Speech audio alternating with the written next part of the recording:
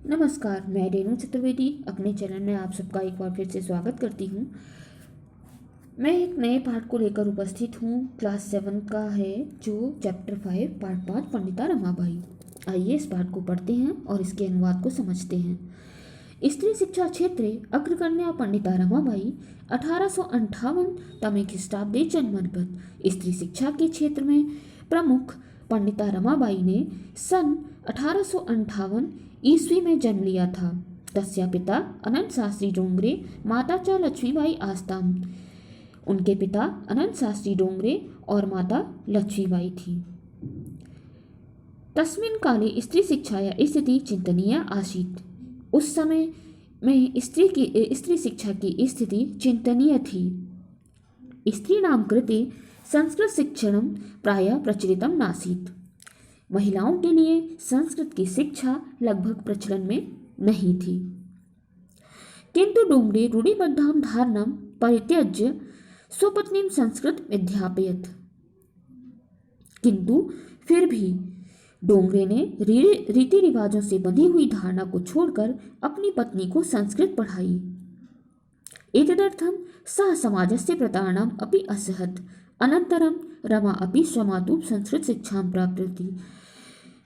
अपनी पत्नी को जब उन्होंने संस्कृत शिक्षा दी तो उस समय क्या था, परंतु डोंगरे ने रिवाजों से बंधी हुई धारणा को छोड़कर अपनी पत्नी को संस्कृत पढ़ाई। इसके लिए उन्होंने समाज की ताड़ना को भी सहन किया। एतदर्थं स समाजस्य प्रतारणाम्। इसके लिए उन्होंने क्या किया, समाज की प्रताड़ना को भी सहन किया। बहुत प्रताड़ित हुए। समाज की प्रताड़नाम अपि असहत। समाज की प्रताड़ना को भी उन्होंने सहन किया। अनंतरम रमा अपि स्वमातु संस्कृत शिक्षा प्राप्तवती। इसके बाद रमा ने भी अपनी माता से संस्कृत शिक्षा प्राप्त की। कालक्रमेण रमया पिता विपन्ना संजाता। समय की गति से रमा के पिता निर्धन हो गए। तस्या पितरो ज्येष्ठा भगिनी च। उसके माता पिता और बड़ी बहन अकाल से पीड़ित होकर दुर्भिक्ष पीड़िता दिवंगता, अकाल से पीड़ित होकर मृत्यु को प्राप्त हो गए। तदंतरम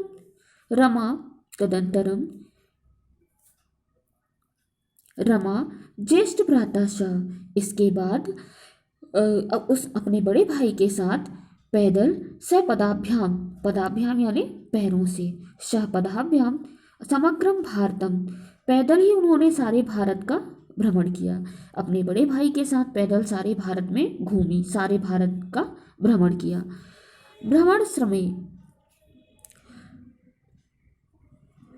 भ्रमण क्रमे घूमते ही समय, जब उन्होंने पैदल भ्रमण किया तो घूमते समय वे कलकत्ता पहुंची। भ्रमण क्रमेशा कोलकातां प्राप्तां, वह कलकत्ते पहुंची। संस्कृत वैदुष्येण सा तत्र पंडिता सरस्वती चेति उपाध्यां विभूषिता। जब वे वहां पहुंची, संस्कृत विद्वता के कारण वो इतनी पारंगत थी, इतनी होशियार थी कि उनके संस्कृत विद्वान होने के कारण, विद्वता होने के कारण वह वहां पंडिता और सरस्वती उपाधियों से विभूषित हुई। संस्कृत वैदुष्येण सा तत्र पंडिता सरस्वती उपाध्यभ्यां विभूषिता। तत्रैव सा ब्रह्म समाजेन प्रभाविता वेदाभ्याम अकरोत्।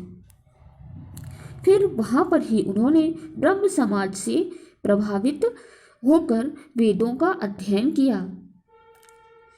प्रभाविता वेदाध्ययनम् अकरोत्। पश्चात् सा स्त्रीणां कृते वेदादीनां शास्त्राणां शिक्षाया आंदोलनं प्रारब्धवती। बाद में उन्होंने महिलाओं के लिए वेद आदि शास्त्रों की शिक्षा के लिए आंदोलन आरंभ किया। 1880 तमे ख्रीष्टाब्दे सा विपिन बिहारी दासेन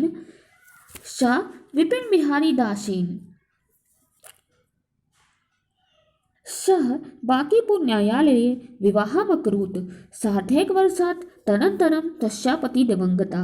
सन 1880 ईस्वी में उन्होंने विपिन बिहारी दास के साथ बांकीपुर न्यायालय में विवाह किया।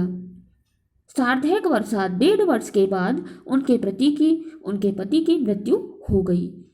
तदंतरम सा पुत्रया, उसके बाद वह पुत्री मनोरमा के साथ पुत्र्या मनोरमया सह जन्मभूमि महाराष्ट्रम प्रत्यागच्छत।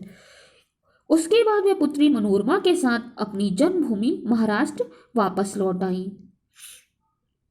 नारी नाम सम्मानाय शिक्षाया च सा स्वकीयं जीवनम अर्पितवती। महिलाओं के सम्मान और शिक्षा के लिए उन्होंने अपना जीवन अर्पित किया। हंटर शिक्षा क्षेत्रे हंटर शिक्षा आयोगस्य समक्षम नारी शिक्षाय सा स्वमतं प्रस्तुतवती। सा उच्च शिक्षार्थम इंग्लैंड देशम गतवती। हंटर शिक्षा हंटर आयोग उन्होंने क्या किया देखिएगा। वापस आने के बाद महिलाओं के सम्मान और शिक्षा के लिए उन्होंने अपना जीवन अर्पित कर दिया।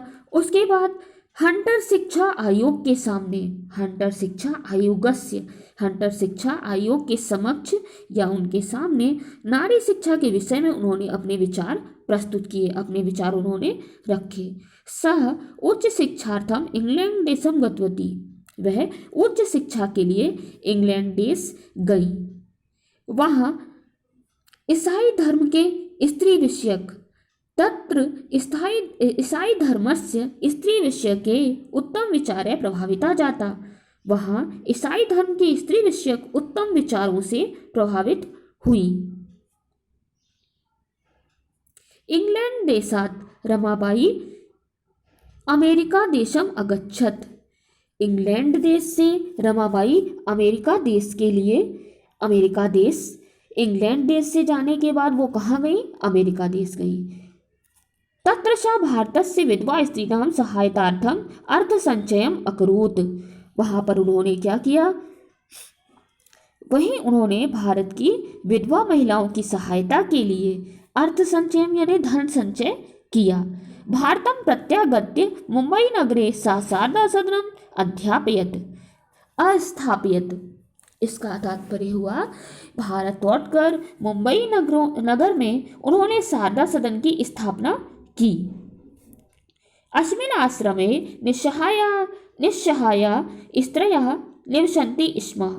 वहाँ पर इस आश्रम में वहाँ पर कौन कौन रहता था शारदा सदन में। इस आश्रम में असहाय मजबूर महिलाएं रहती थीं, जो असहाय थीं, विधवा थीं, उनका कोई सहारा नहीं था, वो महिलाएं वहाँ पर रहती थीं। तत्र स्त्रयः मुद्राटंकन काष्ठकलादीनां प्रशिक्षणमपि लभन्ते स्म। वहाँ पर इस आश्रम में असहाय मजदूर, तो ये तो मैंने भी आपको बताया ही था, वहाँ पे रहती थी। वहाँ महिलाएं छपाई मतलब पेंटिंग का काम, टाइपिंग का काम और काठ की चीज़ें आदि बनाने का काम वो सीखती थी, प्रशिक्षण प्राप्त करती थी। परम इदम सदनम पुणे नगरे स्थानांतरितम जातम। लेकिन फिर क्या हुआ बाद में परंतु वह सदन पुणे नगर में स्थानांतरित हो गया। इसके बाद वो कहाँ चला गया, वो उनका सदन जो शारदा सदन था वो पुणे नगर में स्थापित हो गया।